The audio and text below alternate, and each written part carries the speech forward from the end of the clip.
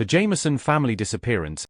Imagine watching security camera footage of your neighbors loading their truck for a trip. You see them making trip after trip from their house to their vehicle, carrying items, preparing for what appears to be an ordinary journey. But something is wrong. Deeply wrong. They move stiffly, mechanically, like puppets on strings. Their faces are blank, expressionless. They don't speak to each other. They don't interact with their 6-year-old daughter who wanders aimlessly in the background. They just walk back and forth, in a trance-like state that makes your skin crawl. This isn't a scene from a horror movie. This is real security footage from October 8, 2009, showing the Jamison family, Bobby, Sherilyn, and their daughter Madison, on the last day anyone saw them alive. The footage shows them loading their pickup truck, making more than 20 trips between the house and the vehicle. And their behavior is so strange, so unsettling, that everyone who watches it feels the same visceral unease. Something was very wrong with the Jamison family that day. And whatever it was, it led them to drive into the Sand Boys Mountains of Oklahoma, abandon their truck with their dog inside, their phones, their wallets, and $32,000 in cash, and walk into the wilderness, never to return. Their bodies were found 4 years later, less than 3 miles from where their truck was discovered. But the autopsies revealed no cause of death. No gunshot wounds, no stab wounds, no signs of trauma, no toxicology results to explain what killed them. They simply died out there in those mountains, and we have no idea why. This is the story of the Jamison family disappearance. It's a mystery with more questions than answers, where every piece of evidence seems to contradict the others, where every theory has holes you could drive a truck through. It's a story about a family that seemed to be running from something or toward something, that left behind clues that make no sense, that vanished into mountains that have never revealed their secrets. What happened to Bobby, Sherilyn, and Madison Jamison? Why did they go to those mountains? What made them abandon their truck and walk into the wilderness? And what killed them out there, leaving no trace, no evidence, no explanation? To understand what happened on that October day in 2009, we need to understand who the Jamison family was and what was happening in their lives in the months leading up to their disappearance. Bobby Dale Jamison was 44 years old in 2009. He'd worked various jobs over the years, most recently in the oil and gas industry. But by 2009, Bobby was on disability, suffering from chronic back pain that resulted from a car accident years earlier. The pain was severe and debilitating, and Bobby took medication to manage it. Friends and family described him as troubled by his condition, frustrated by his inability to work, and sometimes affected by the pain medication he relied on. Sherilyn Jamison was 40 years old. She was Bobby's wife and, by all accounts, deeply devoted to her family. But Sherilyn also struggled with her own issues. She suffered from bipolar disorder and had been on and off various medications to manage her condition. Some who knew her said she could be erratic, that her moods could swing dramatically, that she sometimes exhibited paranoid thinking. Their daughter, Madison Jamison, was 6 years old. She was described as a sweet, shy child who was homeschooled by her mother. Madison was close to both parents and was rarely seen without them. She was, by all accounts, a happy child despite the challenges in her family. The Jamison family lived in Eufaula, Oklahoma, a small town in the southeastern part of the state. They lived in a mobile home on a plot of land, keeping largely to themselves. They weren't social, didn't have many friends, and were known to be private about their personal lives. But in the months before their disappearance, several concerning things were happening in the Jamison family's life. Bobby and Sherilyn had become convinced that their home was haunted. They talked about seeing spirits, hearing voices, experiencing paranormal activity. Whether this was genuine belief, mental illness, or something else is impossible to say. But they took it seriously enough that they'd contacted a local pastor, asking for help with what they believed was a spiritual problem. They'd also discussed buying land in the Sand Boys Mountains, a rural, isolated area about 30 miles from their home. They wanted to move there, to build a new home, to start fresh away from whatever was troubling them in Eufaula. They'd been looking at various properties, driving into the mountains on several occasions to explore potential land purchases. There were also family tensions. Bobby had a strained relationship with his father. The two men had argued, and there were suggestions of threats and hostility between them. Some family members later said Bobby had expressed fear of his father, though the specifics were unclear. Sherilyn had written strange notes and letters. Some were found later in the truck and in their home. The writings were rambling, sometimes incoherent, touching on spiritual themes, witchcraft, and dark forces. Whether these reflected genuine beliefs, mental health struggles, or something else is debated. On October 8, 2009, the Jamison family planned to drive into the San Bois Mountains to look at a 40-acre plot of land they were interested in purchasing. They told no one exactly where they were going or when they planned to return. This wasn't unusual for them. They were private people who didn't typically share their plans with others. The security camera at their home captured them that morning, loading their white and blue 1996 GMC pickup truck. And this is where the story takes its first disturbing turn into the inexplicable. The footage shows Bobby and Sherilyn making repeated trips from their home to the truck. They're carrying items, loading the vehicle for their trip. But their behavior is profoundly strange. They move stiffly, their faces blank and expressionless. They don't talk to each other. They don't make eye contact. Sherilyn at one point stands completely still, staring at nothing, for an extended period. Bobby walks back and forth repeatedly, his movements mechanical, almost robotic. Little Madison appears in the footage, wandering in the background. She seems to be aimlessly moving around, not playing, not interacting with her parents, just existing in this strange, trance-like scene. The couple makes more than 20 trips between the house and the truck. This goes on for a considerable time. And throughout all of it, there's no normal family interaction. No conversation. No smiles. No acknowledgement of each other or their daughter. They're like automatons going through motions, and watching it creates a profound sense of unease. What explains this behavior? Were they drugged? Were they in some kind of dissociative state? Were they terrified of something and trying to maintain composure? Or is the footage simply being overinterpreted, with normal activity appearing strange only because we know what happens next? We'll never know, because after loading their truck, the Jamison family drove away from their home. And they were never seen alive again. When the Jamison family didn't return home on October 8 or in the days following, there was initially no alarm. They were known to be private, to go on trips without informing others. Their extended family wasn't in close contact with them. Days passed before anyone realized they might be missing. It wasn't until October 17, more than a week after they'd left, that concerns were raised. Family members who tried to contact them received no response. Calls went unanswered. And gradually, the realization set in that something might be wrong. On November 16, 2009, more than a month after the family disappeared, a hunter made a discovery in the San Bois Mountains. Deep in a remote area, far from any main roads, he found an abandoned pickup truck. It was the Jamison family's vehicle, sitting on a dirt road in an isolated part of the mountains. The truck was unlocked. And inside, investigators found a scene that raised more questions than it answered. The family's dog, Maisie, was still in the truck. She was alive but severely malnourished, having survived for weeks with no food or water. How she'd managed to stay alive for so long remains unclear, though investigators speculated she might have found ways to access condensation or rainwater. Inside the truck, investigators found the family's cell phones, both Bobby's and Sherilyn's. Their wallets were there, containing their IDs and credit cards. Bobby's personal items, including reading glasses he needed to see, were left behind. A GPS unit was in the truck, though investigators were never able to extract useful data from it.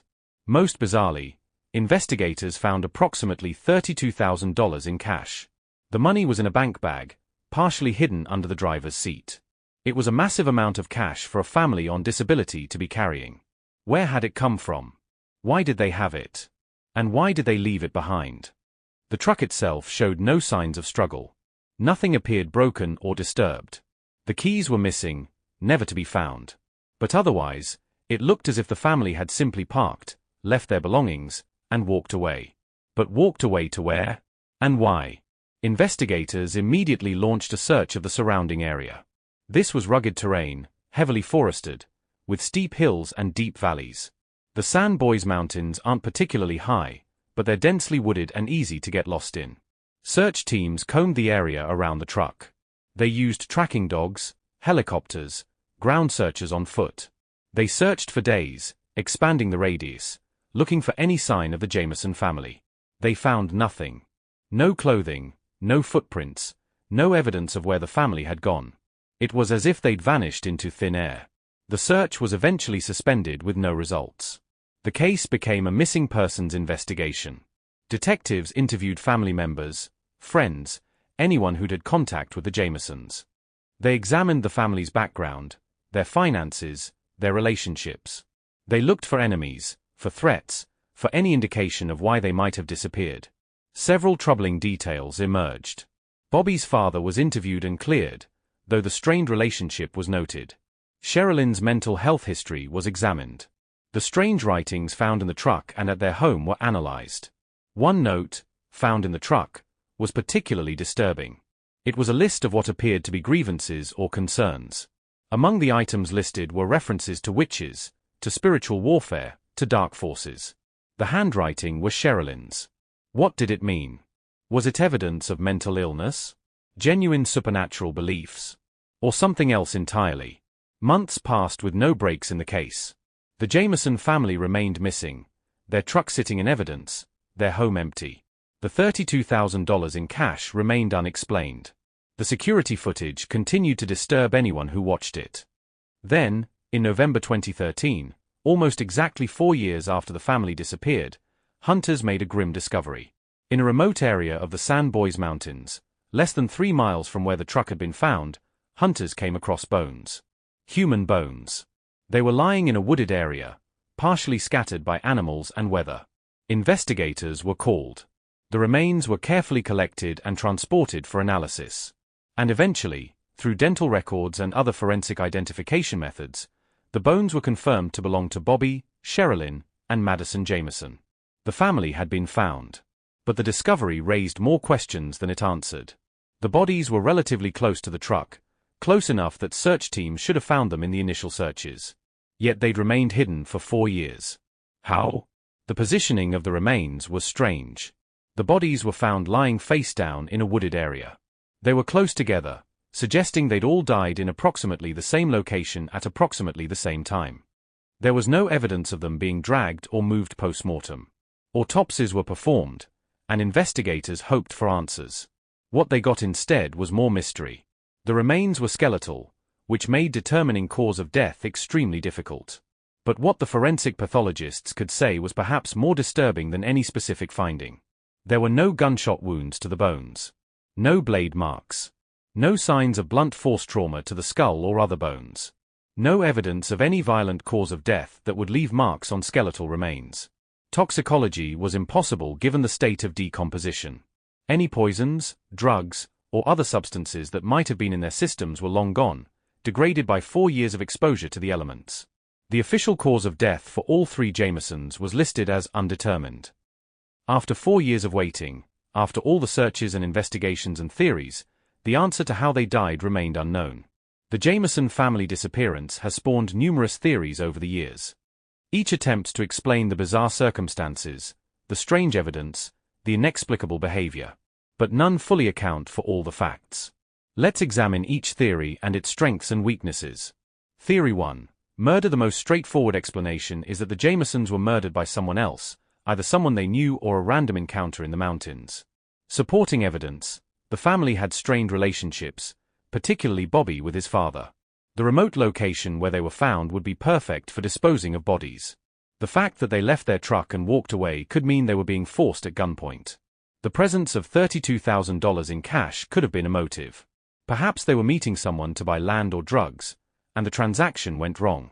Perhaps they were targeted by criminals who knew they were carrying cash. Problems with this theory. If someone forced them from the truck at gunpoint, why was the dog left alive? Why was the money left behind? Why haven't any suspects emerged despite extensive investigation? The lack of trauma to the skeletal remains suggests they weren't shot, stabbed, or beaten to death. How were they killed then? And why were they found face down in a line, as if they'd been executed? Yet there were no bullet holes in the skulls. Theory 2. Drug-related incident. Some investigators have theorized that the Jamisons were involved in drug manufacturing or dealing, that the $32,000 was drug money, and that they were killed over drug deal gone wrong. Supporting evidence. The large amount of cash. The remote location. Oklahoma has issues with methamphetamine production in rural areas, and the San Bois Mountains have been known for illegal drug operations. Bobby's pain medication and Sherilyn's psychiatric medications could have been sold or traded. Some have speculated they were manufacturing methamphetamine, though no evidence of this was found at their home. Problems with this theory. No evidence of drug involvement was ever found. No drugs were in their system based on any tests that could be performed. Their families and those who knew them saw no signs of drug use or dealing. The strange behavior on the security footage doesn't match typical drug use patterns. And if this was a drug deal, why were they so far from their truck? Why walk 3 miles into the wilderness? Theory 3. Murder-suicide or family annihilation. This theory suggests Bobby or Sherilyn killed the family, either as a murder-suicide or as part of some delusional belief system. Supporting evidence. Sherilyn's mental health issues and her writings about dark forces and spiritual warfare. Bobby's pain and frustration with his disability. The family's isolation and apparent paranoia.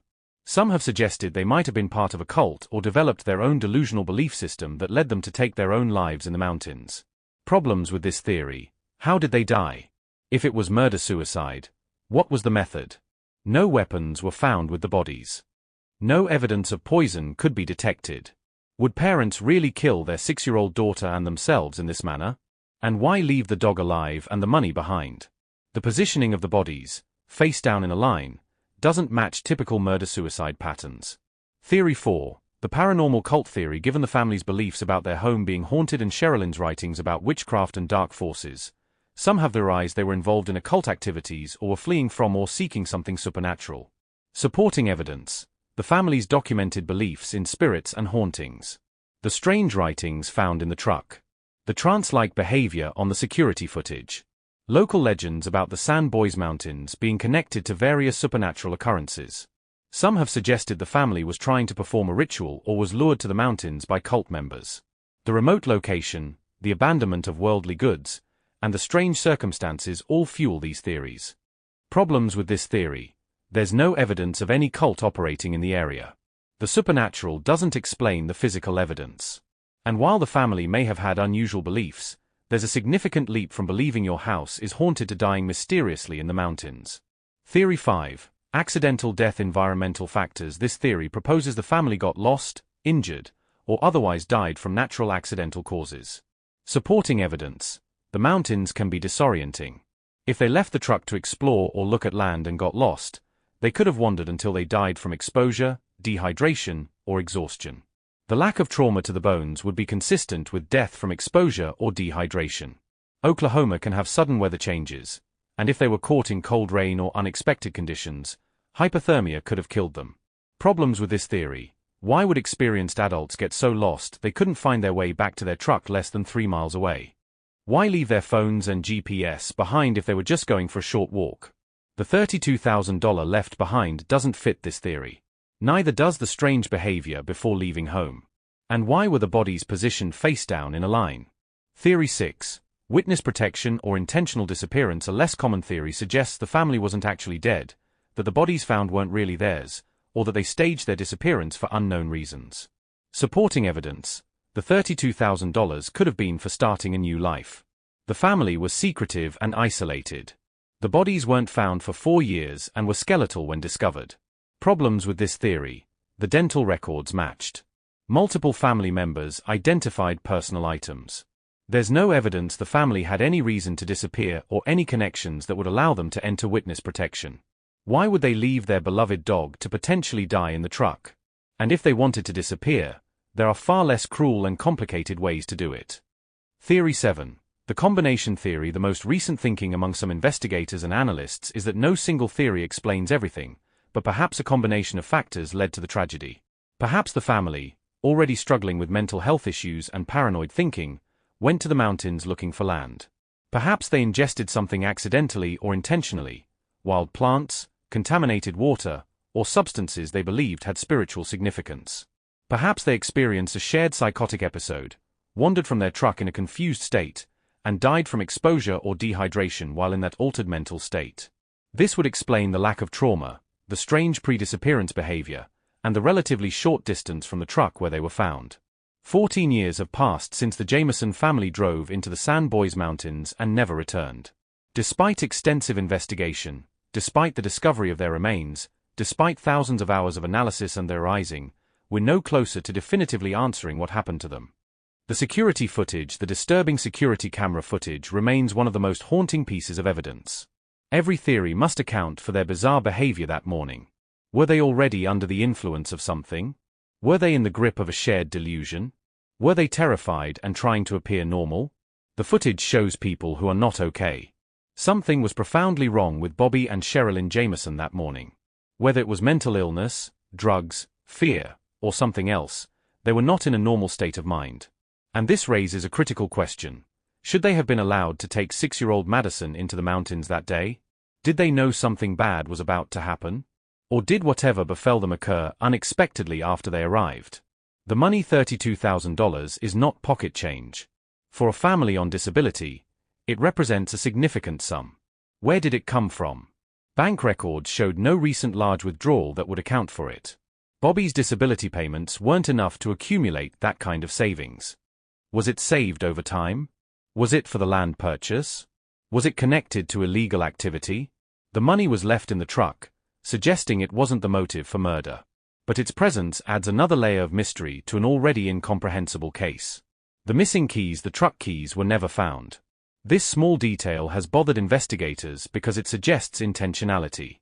If someone forced the family from the truck at gunpoint, why take the keys? If the family left voluntarily, why take the keys but leave phones, wallets, and money? Some have suggested the keys were taken to prevent the family from returning to the truck, forcing them to stay in the mountains. Others think it's simply that the keys were in someone's pocket when they died and were lost or scattered during decomposition. Why so close to the truck? The bodies were found less than 3 miles from the truck. In 4 years of decomposition, they hadn't moved far from where they died. This relatively short distance raises questions. If they were fleeing something or someone, why stop so close? If they were looking for land or exploring, why not return to the truck when it got late or if they felt unwell? 3 miles is walkable, especially with a 6-year-old child in tow. What prevented them from going back? The face-down position. Multiple witnesses to the scene reported the remains were positioned face-down. All 3 family members, lying face-down in a wooded area. This detail has fueled execution theories, though no evidence of gunshots was found. Could they have all died from the same environmental factor, a gas leak, toxic exposure, some natural toxin, that caused them to collapse face-forward? Or is the positioning being overinterpreted, with the remains having shifted during 4 years of weather, animals, and decomposition? What the autopsy couldn't tell us, the lack of definitive cause of death, is perhaps the most frustrating aspect of this case. The autopsy showed no trauma to the bones, but that only rules out certain causes. Gunshots to the torso, strangulation, poisoning, suffocation, death from exposure or medical emergency. None of these would necessarily leave marks on skeletal remains. The 4 years between death and discovery meant that almost all soft tissue evidence was gone. Any toxicology, any evidence of disease or medical conditions, any clues in organs or tissue, all degraded beyond analysis. If the bodies had been found in days or weeks instead of years, we might have answers. But time and the elements erased crucial evidence. The dog that survived, Maisie, the family dog, survived for more than a month in that truck. She was severely malnourished when found but alive. This detail bothers many people because it suggests the family didn't intend to be gone long. Would you leave your beloved pet locked in a truck if you plan to be gone for any significant time? The fact that Maisie was left suggests the family expected to return relatively quickly. Something prevented that return. Something kept them from going back to the truck where their dog, their money, and their way home waited. The families left behind, Bobby's mother, Sherilyn's family, they've all had to live with not knowing. The discovery of the remains brought some closure, at least confirming that their loved ones were dead and not suffering somewhere. But it didn't bring understanding. Madison Jamison would be 21 years old now if she'd lived. Instead, her life ended at 6, in circumstances we can't explain, for reasons we don't understand. She's the most tragic victim in this case, a child who had no choice but to follow her parents wherever they led, even into death.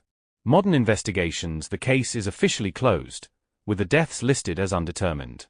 But it remains a subject of fascination for true crime enthusiasts, armchair detectives, and investigators who believe a satisfactory answer is still possible. New theories emerge regularly. People re-examine the evidence, the photos, the security footage. They propose new explanations, new combinations of factors, new suspects. But without new physical evidence, without witnesses, without some breakthrough, the theories remain speculation. Could modern forensic techniques applied to preserved evidence yield new insights? Perhaps. DNA analysis, advanced forensic anthropology, new methods of detecting trace elements, all might reveal something that 2009-era forensics missed. But the physical evidence has been compromised by time. The crime scene, if we can call it that, has been exposed to 14 years of weather, foot traffic, and environmental changes. The chances of finding new physical evidence diminish with each passing year.